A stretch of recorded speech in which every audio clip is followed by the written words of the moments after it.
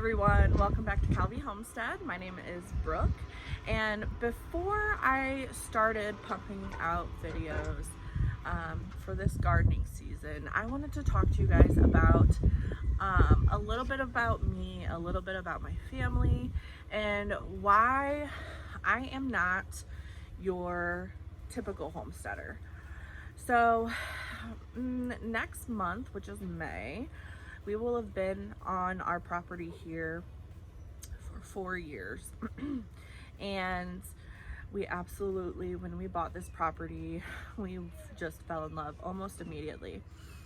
Now, when we were looking for property,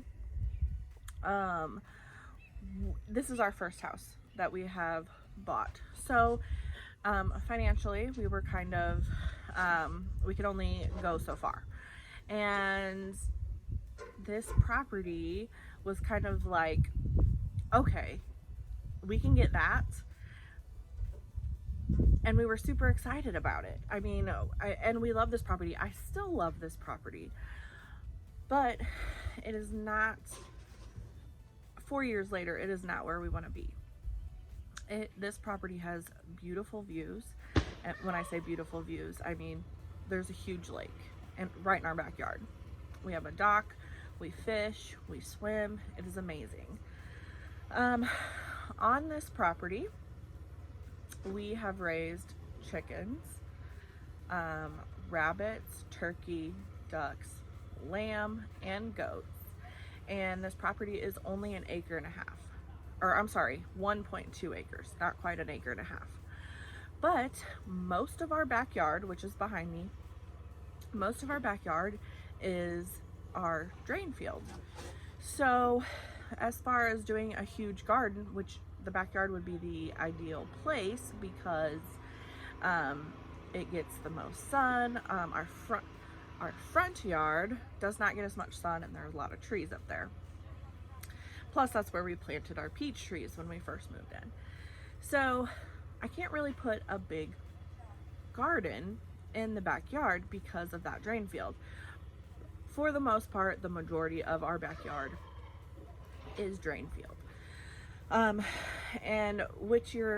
I don't think you're supposed to, I've gotten advice about it, and you're not supposed to plant on top of it.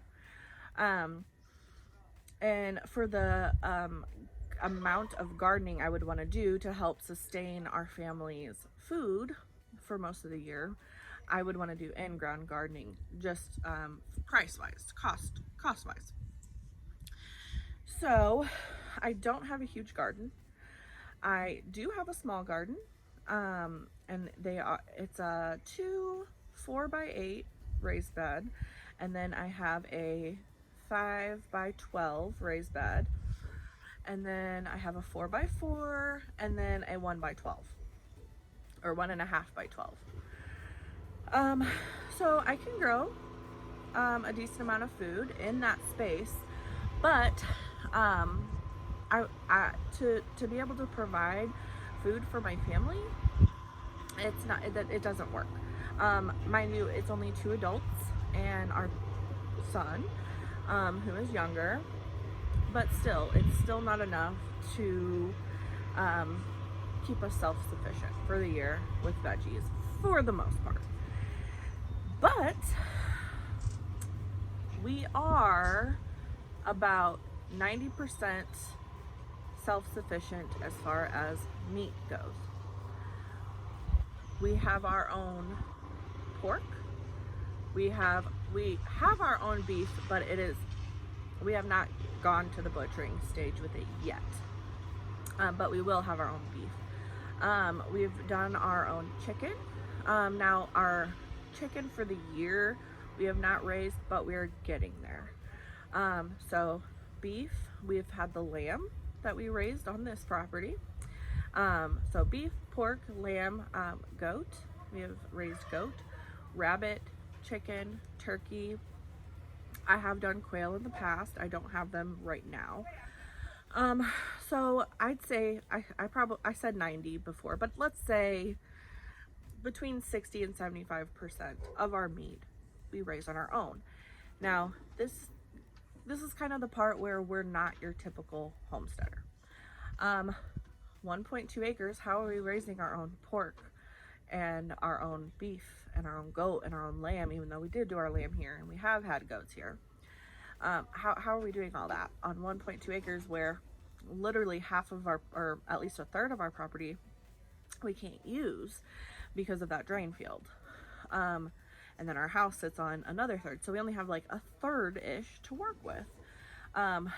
So the reason that I am not your typical homesteader is because I am lucky enough to have a mom that is passionate about homesteading as well. Now, my mom and dad and that family live on, I want to say 73 acres. And I homestead with my mom on her property.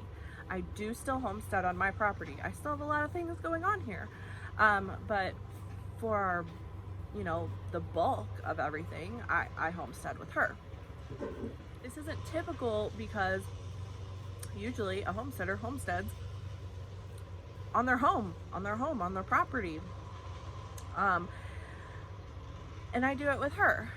Now, I'm lucky enough to be able to do that with her until we find more land, more property, and which we are working on. And hopefully, in the semi-near future, we'll be able to have our own land. But I talked about with my husband this year that I wanted a bigger garden, and we couldn't put it in back. I said I could make that front yard work. I say front yard because it's a yard, and then there's a detached garage that faces the lake, which is behind me. And then there's kind of another driveway, and then it's our house that faces that detached garage, and then it's our backyard. So I say front yard, but it's behind the garage. Anyway, I said I can make it work. We can maybe trim some trees, get a good garden in.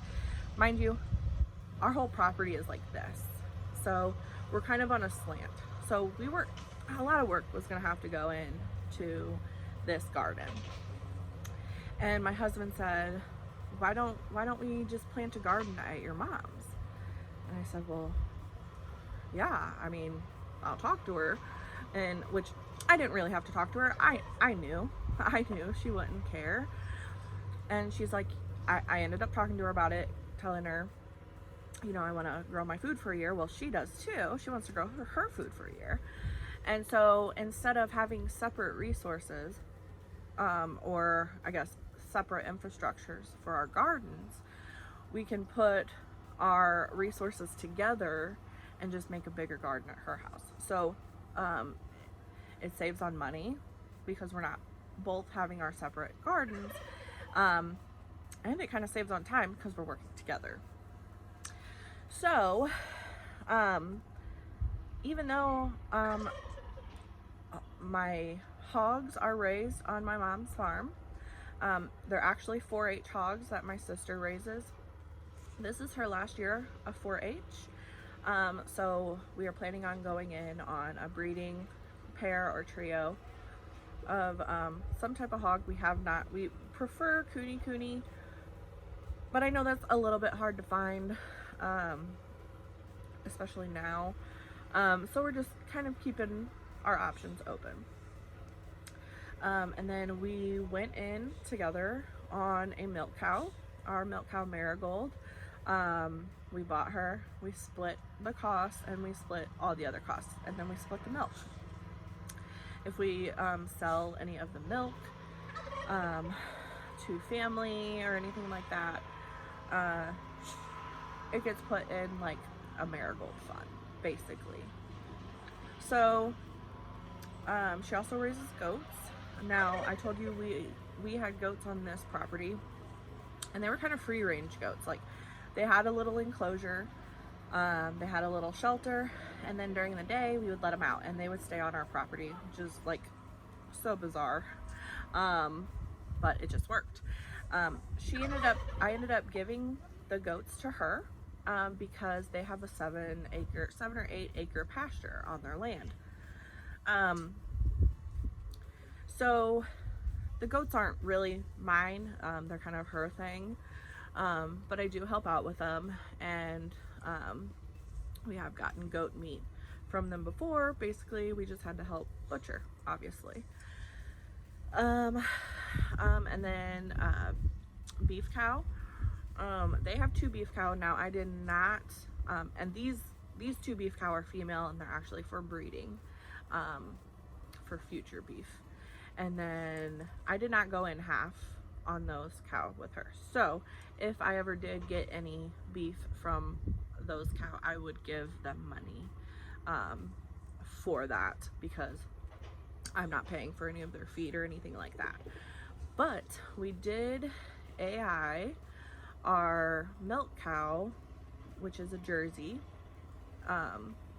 January 29th with an Angus breed.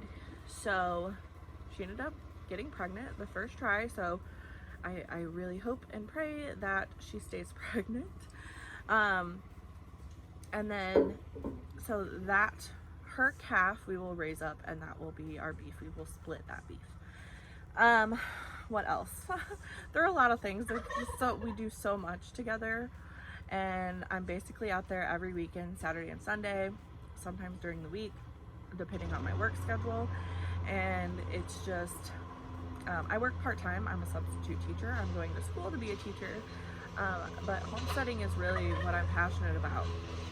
And I know you probably maybe clicked on this video thinking, not your typical homesteader, oh, she has her nails done, or oh, she has tattoos, or oh, she has piercings. But I know a lot of people who homestead that have tattoos, piercings, get their nails done every other week, and I don't think that's different.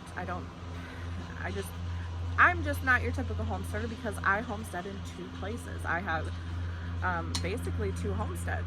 Now we do, I know it's a little weird, but we do have our own separate Instagram accounts for our own homesteads. And even though I'm homesteading on her homestead as well, it is still part of my homestead, because that is food I'm bringing in to my family. It's just, it's like a, you know, some people who have a homestead buy their beef or pork from local farmers. I mean, that's still being kind of self-sufficient, even though you're paying for that meat still. You know what I mean. Anyway, I just felt like my situation was kind of unique, and I kind of wanted to share it with everybody before I started really cranking out videos, because after I talk to you guys here, I'm going to show you that big garden we are working on for this gardening season, and I am so excited about it. I'm also very sore already from working on it, because we basically took raw land and we were making it a garden. Now, if I'm remembering correctly, this space that will be fenced out will be about 2,500 square feet. Now, there are walking rows and stuff like that, so we're not planting 2,500 square feet for food. But I will have to get a more accurate, I guess, a number on the space we were growing food. And then she kind of had a little established area for food as well. And in that established area, which you will see, we planted a decent sized asparagus patch. I want to say 25 asparagus crowns we planted in there, because you have to think, me, my husband, my mom, my dad, my younger sister, and then I have another sister that lives there. Now, she doesn't live there, or she lives there full time, but she doesn't always eat there full time. And then we have my son. So we are kind of counting, we're trying to feed 6 people for a year. So that space had to be pretty decent. So after saying all that, after telling you guys a little bit about me, I just kind of want to show you how we've been prepping this garden, how we've been getting it ready.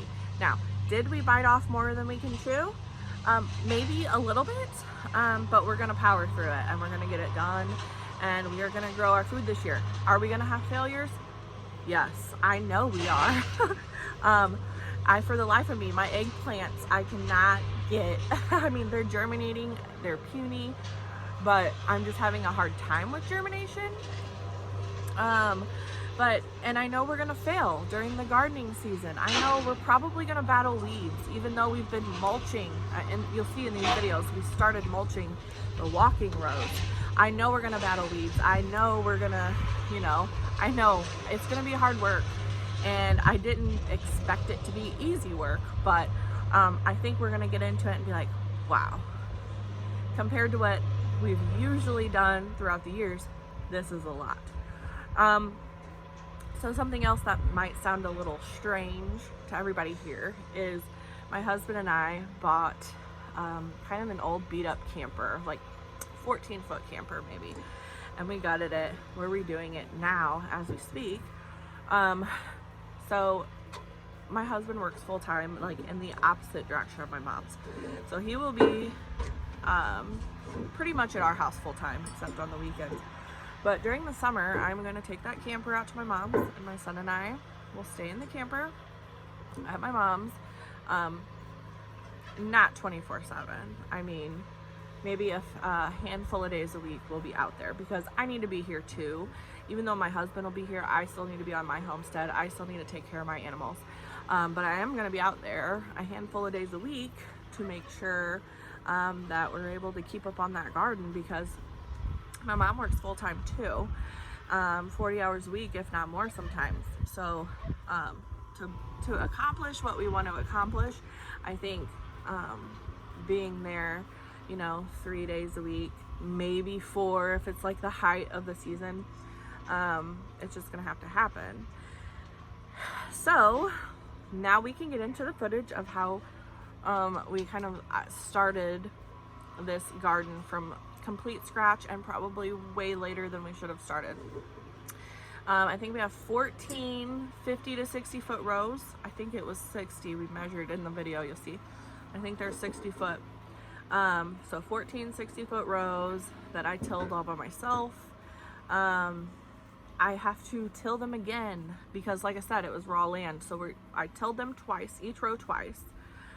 Then we're gonna get compost, and we're gonna put compost on each row, and then I'm gonna till that compost in again along with my rabbit manure. So I still have to till all these rows again. But I've already done the first tillings in this video, and in this video you're also gonna see us mulching our pathways, and the mulch we got in this video was free, and the rest that we will get will be free. But anyway, let's jump into what we've done so far in the garden to grow our food for the year.